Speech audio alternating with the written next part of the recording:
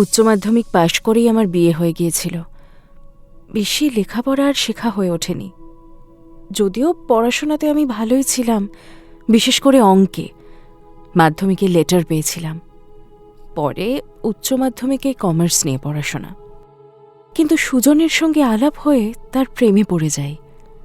তখন সুজনের কথা ছাড়া মাথায় আর কিচ্ছু ছিল না। কি করে সুজন ব্যবসায় আরও উন্নতি করবে, কি করে টাকা জমাবে, নিজেদের স্থায়ী বাসস্থানের ব্যবস্থা করব, সেসব কথাই কেবল আমরা দুজন ভাবতাম। আমি কখনো নিজের ইচ্ছেগুলোর কথা, পড়াশোনা চালিয়ে যাবার কথা সুজনকে বলতে পারিনি। পাছে সুজনের উপর অতিরিক্ত চাপ পড়ে। সুজন এক দুবার প্রসঙ্গ তুললেও আমি এড়িয়ে গিয়েছিলাম। এখন বুঝতে পারি যে গ্র্যাজুয়েশনটা করা থাকলে কত ভালো হতো। সুজনের মৃত্যুর পর মাসখানেকের মধ্যেই অভাব শুরু। জমানো যা টাকা পয়সা ছিল সেটা থেকে তো ফ্ল্যাটের ইএমআই কাটছিল। নিজের খরচা আর কোথা থেকে করব? বাপের বাড়ি ফিরে যাবার রাস্তাও আর ছিল না। একে ওকে বলে দুটো অঙ্কের টিউশন জোগাড় করেছিলাম। ভালোই পড়াচ্ছিলাম দুজন ছাত্রীকে। কিন্তু একজনের বাবা আর অন্য ছাত্রীর দাদু একটু বেশি হালচাল জিজ্ঞাসা করতে শুরু করল। সেই দাদু তো একদিন আমার হাত চেপে ধরেছিল। সেদিন কোনো রকমে নিষ্কৃতি পেয়ে আর সেখানে যাইনি পড়াতে। তার কিছুদিন বাদে আরেক ছাত্রীর মা আমাকে খারাপ মেয়ে ছেলে বলে গালি দিয়ে তাড়িয়ে দেয়। এরপর কিছুদিন একটা এনজিওতে চাকরি করি, কিন্তু সেখানকার ম্যানেজারের জন্য সেই কাজও ছাড়তে বাধ্য হলাম। এমন সময় আমাদের পাড়ার ত্রিনার সঙ্গে আলাপ। তার বর বিয়ের বছর পার হতে না হতেই তাকে ছেড়ে পালিয়ে গিয়েছিল। তারপর থেকেই পাড়ার লোক তাকে নষ্ট মেয়ে বলতো। অনেক নিন্দা অপবাদ থাকা মেয়েটাকে আমার কিন্তু ভালোই লেগেছিল। অল্প কয়েকদিনের মধ্যেই আমরা খুব ভালো বন্ধু হয়ে গিয়েছিলাম। বিপদের দিনে ওই ত্রিনাই আমাকে বলেছিল, তোর এই রূপ তোকে কোথাও তিষ্ঠতে দেবে না। তার চেয়ে এই রূপ বিক্রি করেই ওই পুরুষ যাত্রার কাছ থেকে তোর পাওনাগণ্ডা বুঝে নে। দেখবি সবাই তোর পায়ে পড়েছে। সেই পথেই হাঁটব বলে ঠিক করে নিয়েছিলাম বলেই তো মিস্টার মিত্রর মতো মানুষের সঙ্গে পরিচয় হলো। তার দয়াতেই আজ আমার একটা নতুন জীবন শুরু হতে চলেছে। নতুন কাজ, নতুন পরিচয়, নতুন ঠিকানা। বরানগর থেকে গাড়িতে ফিরতে ফিরতে এসব খাপছাড়া ভাবনার মধ্যেই রূপসা দেখল তাদের গাড়ি ঢুকে পড়ল চক্রবুহের গেট দিয়ে। বাড়িটার দিকে তাকিয়ে নিজের মনেই বিড়বিড় করে উঠল রূপসা। চক্রবুহ। মিস্টার মিত্র তার অফিসে পৌঁছে নিজের কেবিনের দিকে যেতে গিয়ে ছিপছিপে চেহারার এক রূপসীর মুখোমুখি হলেন। মেয়েটি হাসি মুখে অভিবাদন জানালো মিস্টার মিত্রকে। Good morning Aditya. মর্নিং। শুধু এটুকু বলেই গম্ভীর মুখে নিজের কেবিনে ঢুকে গেলেন মিস্টার মিত্র। অয়না ওরফে অ্যাথেনা ইন্টারগ্লোবাল গ্রুপ অফ কোম্পানিজের chief operating officer miss Ayantika Ganguly বুঝল বাজার গরম। আজ দেখছি আদিত্যর মেজাজ একদমই ভালো নেই। অয়ন্তিকা ব্যালকনিতে গিয়ে এক কাপ ব্ল্যাক কফি নিয়ে দাঁড়ালো। রাজারহাটের এই সুউচ্চ বিল্ডিং থেকে কলকাতা শহরটার অনেকটা অংশ দেখা যায়। একসময় এই বিল্ডিংটার প্রবেশপথের রিসেপশনে সে বসত।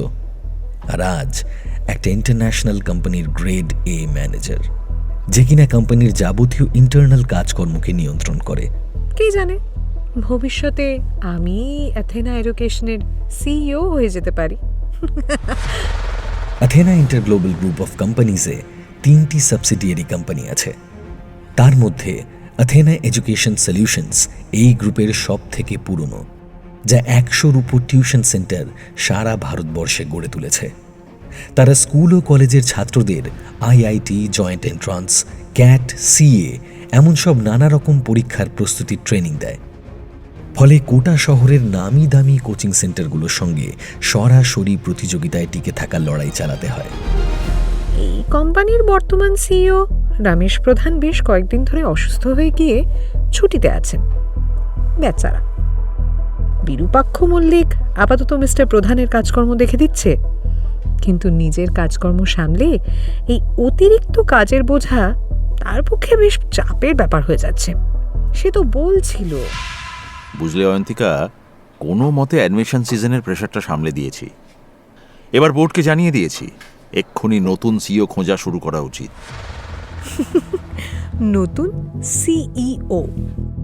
এসব ভাবতে ভাবতে কফি শেষ করে অয়ন্তিকা নিজের কেবিনে ঢুকে আয়নায় নিজেকে একবার ঝট করে দেখে নিল। ব্লান্ট কাট চুল, ডাগর চোখ, টিকালো নাক, উন্নত বক্ষদেশ, ছিপছিপে শরীরের একটু চাপা রং তাকে দুর্দান্ত সেক্সি করে তুলেছে। সে নিজের রূপ সম্বন্ধে সজাগ এবং এর সম্পূর্ণ ফায়দা তুলতে সে আজ অবধি সক্ষমই হয়েছে। একজন রিসেপশনিস্ট থেকে টপ লেভেল এক্সিকিউটিভ হতে আমাকে অনেক পাকে হাত ঠোকাতে হয়েছে।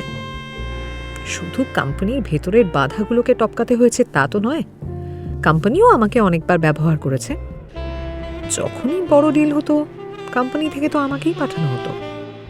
আসলে এই অয়ন্তিকা জানি কি করে ডিল ডান করতে হয়।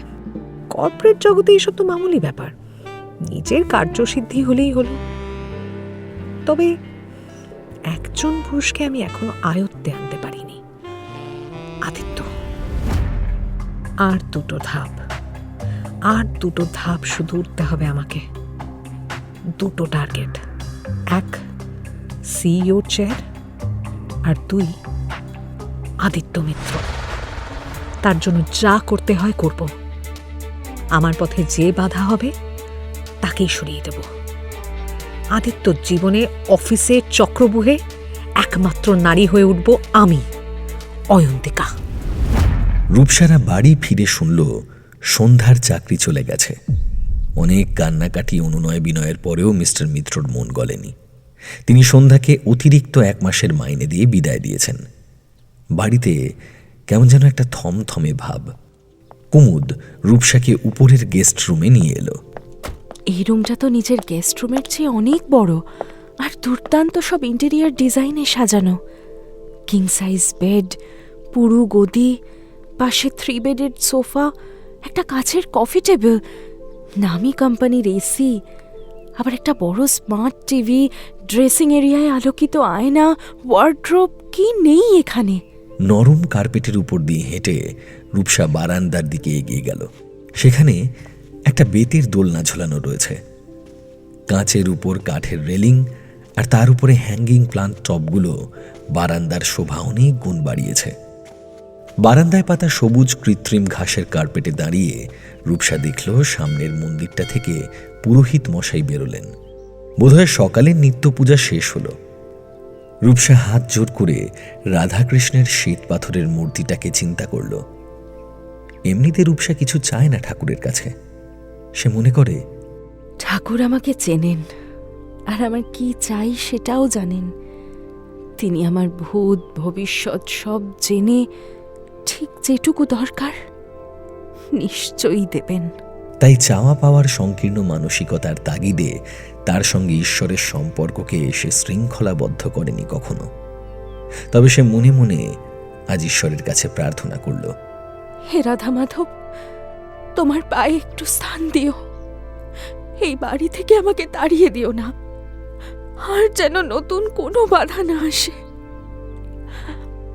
জয় রাধা মাধব, জয় রাধা মাধব। কিন্তু সত্যি কি আর কোনো বাধা আসবে না রূপসার জীবনে?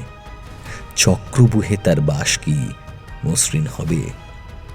আর উচ্চাভিলাষী অয়ন্তিকার পরবর্তী পদক্ষেপ কি হতে চলেছে?